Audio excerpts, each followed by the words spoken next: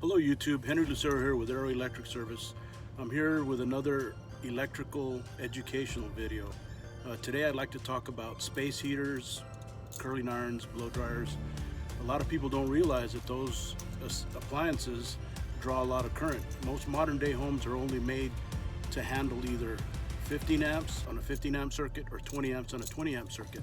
A lot of the modern homes have 20 amp circuits in the bathroom and the kitchen and 15 amp circuits in the bedrooms. So when you're plugging in a space heater or a curling iron or a blow dryer in some of these circuits, you're overloading the circuit, and that can be very dangerous. It can cause the receptacle itself will get hot and they'll melt. Sometimes they can catch fire. So on a 15 amp circuit, the most you can load it to is 80% of that 15 amps, which is 12 amps. And on a 20 amp circuit, the most you can load it to is 16 amps. Most curling irons and blow dryers are right at 12 amps. So if you're on a 15 amp circuit, that's a little too much.